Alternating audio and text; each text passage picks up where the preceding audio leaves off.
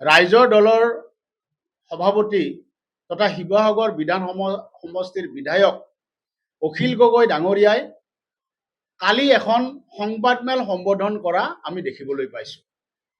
সেই সংবাদমেলত বিগত কেইটামান দিনত অসম বিধানসভাত হোৱা কিছু বিতৰ্কক লৈ তেখেতে কিছু বক্তব্য আগবঢ়াইছে।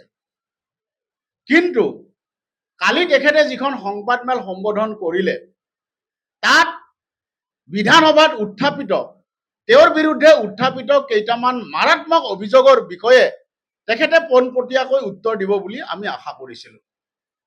কিন্তু তেওঁৰ বিৰুদ্ধে বিধানসভাৰ মজিয়াত উত্থাপিত সেই মাৰাত্মক অভিযোগবিলাকৰ তেখেতে এটাৰো পোনপটীয়া উত্তৰ দিব নোৱাৰিলে।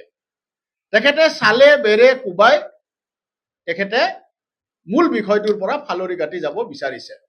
কিন্তু অসমৰ ৰাইজে চাই আছে, অসমৰ ৰাইজে নজৰ কৰি আছে যে মাননীয় মুখ্যমন্ত্ৰী মহোদয়ে তেখেতৰ বিৰুদ্ধে যি অভিযোগ উত্থাপন কৰিছিল যে শিৱসাগৰ বিধানসভা সমষ্টিত নিৰ্বাচনৰ আগে আগে প্ৰত্যেকটা নামঘৰত তেখেতে 1.5 লাখ টকা নগদ ধন দিছে। তেখেতে কালি কৈছে তেখেতে চেক দিছে, অসম দৰ্শনৰ টকা দিছে, এইটো মিছা কথা। অসম দৰ্শনৰ চৰকাৰীভাৱে দিয়া টকাটো বেলেগ।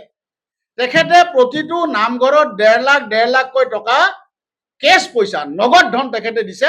আজি পুনৰ আমি এই অভিযোগ উত্থাপন কৰিছোঁ। তাতকে ডাঙৰ কথা, মুখ্যমন্ত্ৰী মহোদয়ে এই কথাটো নকলে, মই আকৌ সংযোজন কৰি দিছোঁ।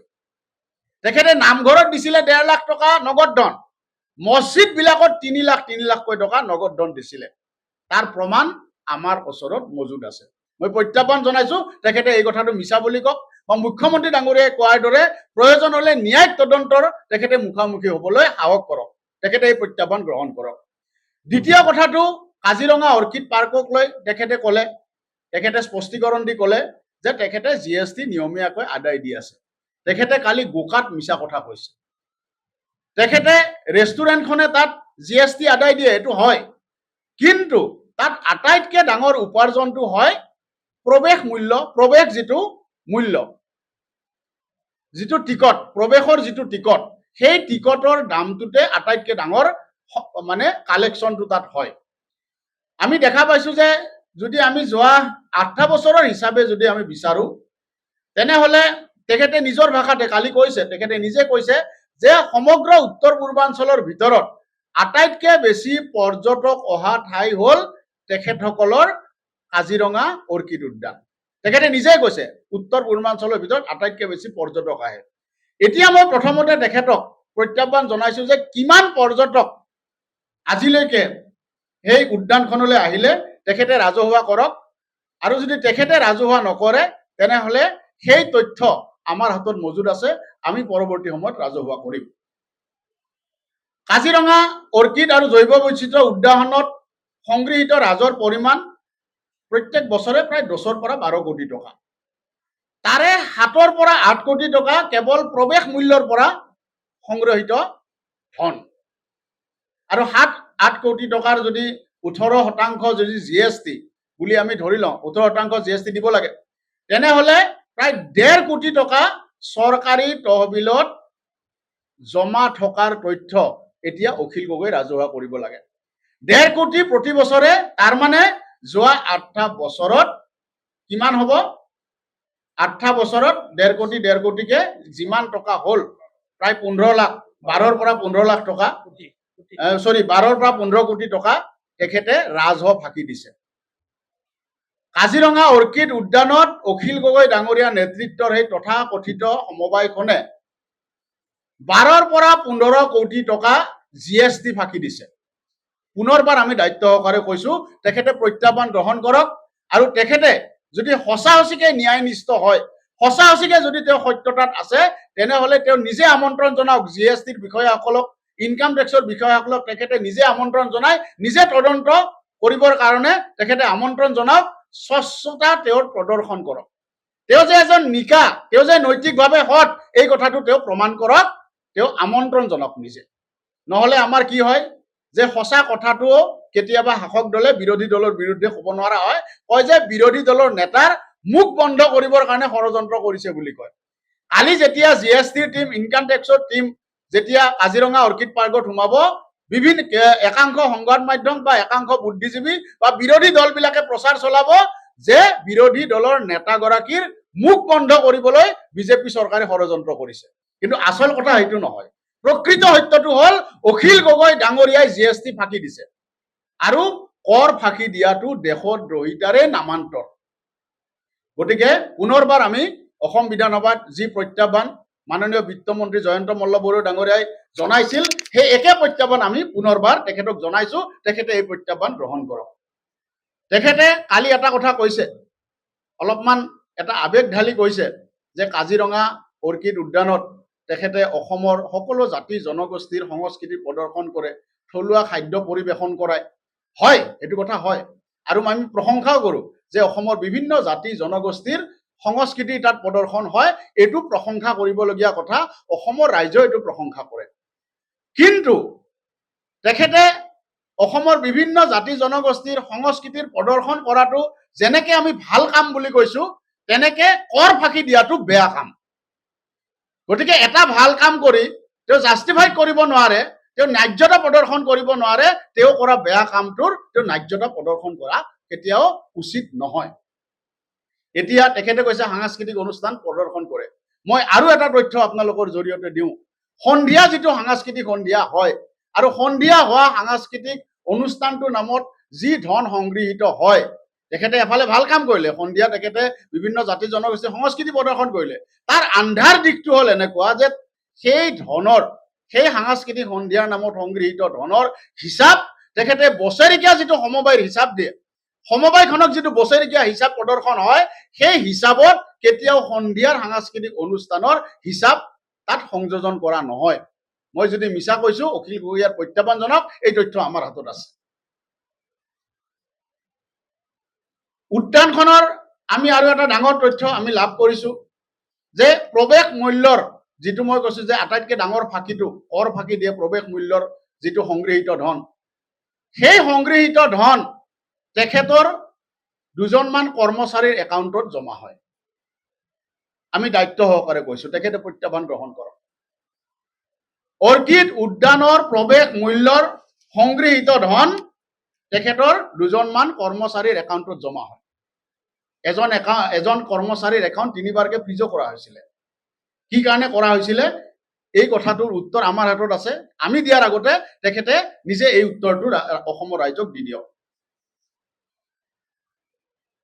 এতিয়া যেতিয়া অসম বিধানসভাত মাননীয় বিত্তমন্ত্ৰী গৰাকীয়ে অৰ্কিড উদ্যানৰ অৰ্থনৈতিক বিত্তীয় অনিয়মৰ কথা উল্লেখ কৰিলে, লগে লগে কালি তেওঁ সংবাদমেল দি কি কৰিলে যে গোটেই দায়িত্বটো CA আৰু সচিবজনৰ ওপৰত এৰি দিলে। তেওঁ ক'লে যে তেওঁ ভিতৰৰ বিষয়বিলাকত নোসোমায়। কিন্তু আমি সকলোৱে জানে যে অৰ্কিড উদ্যানেই নহয়, অৰ্কিড উদ্যান, ৰাইজৰ দল, কৃষক মুক্তি সংগ্ৰাম সমিতি, এই গোটেইকেইটা সংগঠনৰ, গোটেইকেইটা অনুষ্ঠানৰ এটা গছৰ পাতো ইফাল সিফাল নহয় অখিল গগৈৰ অনুমতি নাথাকিলে। গতিকে অৰ্কিড উদ্যানৰ এই 12ৰ পৰা 15 কোটি টকাৰ এই ৰাজহ ফাঁকি, এই কৰ ফাঁকি, এই GST ফাঁকিৰ এই ইমান ডাঙৰ এটা অনিয়ম তেখেতৰ অজ্ঞাতে হ'ব পাৰে নেকি? এতিয়া তেখেতে কি কৰিছে, তেখেতে CA জনলৈ কালি সংবাদমেলত তেওঁ দোষটো ঠেলিছে, সচিব ৰতন দাওলে তেওঁ এই গোটেই কথাখিনি ঠেলি দিছে, তেওঁ একো নাজানো বুলি কৈছে। অৰ্থাৎ ফচিলে এতিয়া ৰতন দাও ফচিব, ফচিলে এতিয়া CA জন ফচিব, ফচিলে এতিয়া তাৰ অন্যান্য কেইজনমান সদস্য ফচিব। আৰু আটাইতকৈ দুখ লাগে এটা কথাত, তেওঁ কৈ থাকে যে এখন কৃষক মুক্তি সংগ্ৰাম সমিতিৰ উদ্যোগত প্ৰতিষ্ঠা কৰা অৰ্কিড উদ্যান। হয়, কৃষক মুক্তি সংগ্ৰাম সমিতিৰ উদ্যোগতে সেইখন প্ৰতিষ্ঠিত হৈছিলে। কৃষক মুক্তি সংগ্ৰাম সমিতিৰ হাজাৰ হাজাৰ কৰ্মীৰ ত্যাগ, চৰম বলিদান, তাৰ পৰিণতিত আজি অখিল গগৈ এজন ডাঙৰ নেতা হৈছে। অৰ্কিড পাৰ্ক গঠন হৈছে এইসকল আমাৰ নিষ্ঠাবান কৰ্মীৰ ত্যাগৰ বিনিময়ত। কিন্তু অসমৰ ৰাইজে শুনিলে আচৰিত হ'ব, কৃষক মুক্তি সংগ্ৰাম সমিতিৰ নামটো তেওঁ ব্যৱহাৰে কৰে। তেওঁৰ যিখন সমবায়, তথাকথিত সমবায়, সেই সমবায়ৰ 10জন ডাইৰেক্টৰৰ 4জনে এতিয়া তেওঁৰ পৰিয়ালৰ মানুহ। অসমৰ ৰাইজে এই কথা নাজানে। আৰু কালি তেওঁ কৈছে সংবাদমেলত যে তেওঁ একো নাজানে। তেওঁৰ পৰিয়ালৰ 4জন মানুহ 10জন ডাইৰেক্টৰৰ ভিতৰত আছে। এই কথাটো এইকাৰণে দুখ লাগে যে এটা সময়ত আমিও কৃষক মুক্তি সংগ্ৰাম সমিতিত আছিলোঁ, আমিও সাধাৰণ সম্পাদক আছিলোঁ। আমি দেখিছোঁ অসমৰ ৰাইজে কি ধৰণে কৃষক মুক্তিৰ নামত জীৱন বলিদান দিছে, কিমান মানুহ ঘূণীয়া হৈছে, কিমান মানুহ জেলত গৈছে, কিমান মানুহ আজিলৈকে কোৰ্ট কাছাৰীত দৌৰা দৌৰি কৰি থাকিবলগীয়া হৈছে, যিবিলাকৰ তেওঁ কেতিয়াও খা খবৰ নলয়। আমি খবৰ লৈ থাকোঁ, আমি কৃষক মুক্তি আহিলোঁ, আমি ব্যক্তিগতভাৱে খবৰ লৈ থাকোঁ, সেই মানুহবিলাকৰ তেওঁ খবৰ নলয়। আপোনালোকে খবৰ লওক, গম পাই যাব। এতিয়া মই কৈছোঁ, কালি তেখেতে ক'লে যে যদি প্ৰয়োজন হয়, যদি বিচাৰে অৰ্কিড পাৰ্কখন তেখেতে মাননীয় মুখ্যমন্ত্ৰী মহোদয়ক লিখি দিব, তেখেতে মাননীয় মুখ্যমন্ত্ৰীৰ পত্নীক লিখি দিব, তেখেতে বিত্তমন্ত্ৰী ডাঙৰীয়াক লিখি দিব, পীযুষ হাজৰিকাক লিখি দিব। এনেকুৱা ধৰণৰ কথা কালি তেওঁ এটা আৱেগ ঢালি ক'বলৈ চেষ্টা কৰিছে। আপুনি কেতিয়াও মুখ্যমন্ত্ৰী ডাঙৰীয়া, বিত্তমন্ত্ৰী বা কৃষি মন্ত্ৰীক দিব নালাগে। তেওঁলোকে আপোনাৰ অৰ্কিড পাৰ্ক কেতিয়াও বিচাৰিবলৈ যোৱা নাই। তেওঁলোকে সঁচা কথাটো কৈছে। আপুনি আপোনাৰ মুখাৰ আঁৰৰ প্ৰকৃত মুখখন উদঙাই দিব খুজিছে। আপুনি সেই প্ৰত্যাহ্বান গ্ৰহণ কৰক। অৰ্কিড পাৰ্ক আকৌ নালাগে। বিজেপিৰ কোনো নেতাই, চৰকাৰৰ কোনো নেতাই, কোনো মন্ত্ৰী, মুখ্যমন্ত্ৰীয়ে অৰ্কিড পাৰ্ক বিচৰা নাই।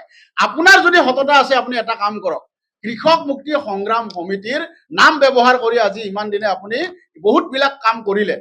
আপুনি সেই কৃষক মুক্তি সংগ্ৰাম সমিতিকে অৰ্কিড পাৰ্কখন উভতাই দিয়ক। আপুনি উভতাই দিয়ক, কৃষক মুক্তি সংগ্ৰাম সমিতিক উভতাই দিয়ক। আপুনি তথাকথিত এখন সমবায় সমিতিৰ নামত আপোনাৰ পৰিয়ালৰ মানুহৰ গোটেই ডাইৰেক্টৰ বিলাক যে সোমাই দিছে, এটা এটাকে আপুনি গোটেই বিষয়বিলাকত হস্তগত কৰিছে, এই কথাবোৰ পৰা আপুনি নৈতিকভাৱে আপুনি সততা প্ৰদৰ্শন কৰি আজি বিদ্যুৎ শইকীয়া, বিতু সোণোৱাল আদিৰ হাতত আপুনি অৰ্কিড পাৰ্কখন গোটেইখন এৰি দিয়ক আৰু তেওঁলোকে নতুনকৈ সমবায় সমিতি গঠন কৰিব, যদি আপোনাৰ নৈতিক সততা আছে। আজি আমি এই গোটেই বিষয়বিলাক চাওঁতে কালি দেখিলোঁ যে তেখেতে এটা কথা ক'লে, যিটোত আমি খুব আমোদ পাইছোঁ। তেখেতে এফালে ক'লে যে উত্তৰ পূৰ্বাঞ্চলৰ ভিতৰত আটাইতকৈ বেছি পৰ্যটক আহে অৰ্কিড পাৰ্কলৈ, আৰু ক'লে যে তেখেতৰ অৰ্কিড পাৰ্কত মাজে বছৰটোৰ 2-3 মাহত দৰমহা দিবলৈ পইচা নাথাকে, তেখেতে নিজৰ পত্নীৰ পৰা ধাৰ কৰি দৰমহা দিয়ে। ইয়াতকৈ ডাঙৰ কমেডি একো নাই।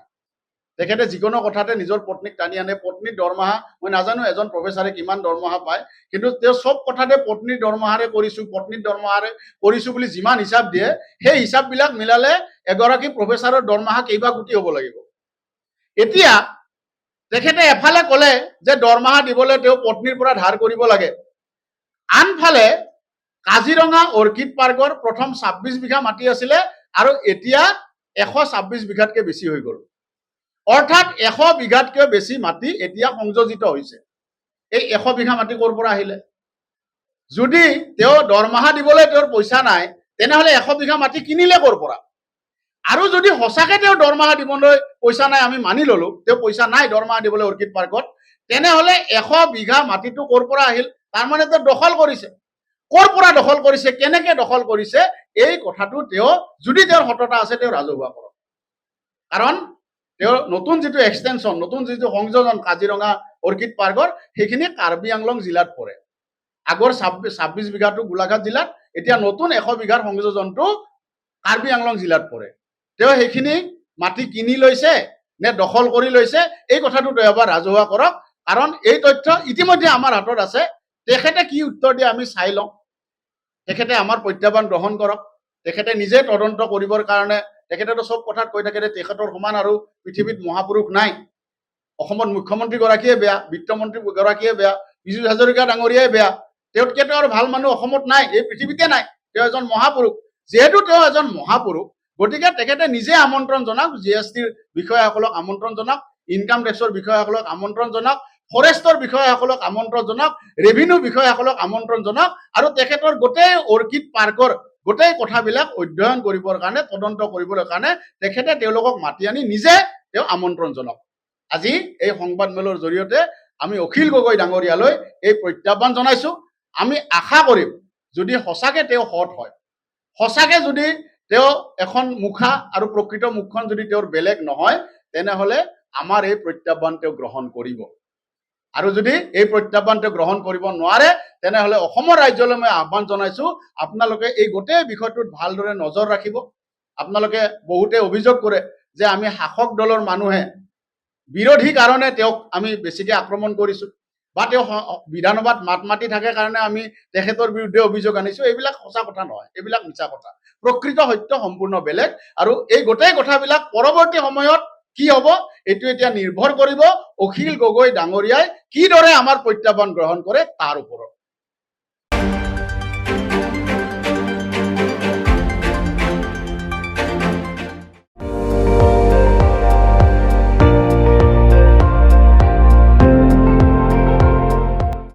আপুনি চাই আছে ND24, সৰ্বশ্ৰেষ্ঠ নহয় সৰ্বোত্তমৰ দৌৰা।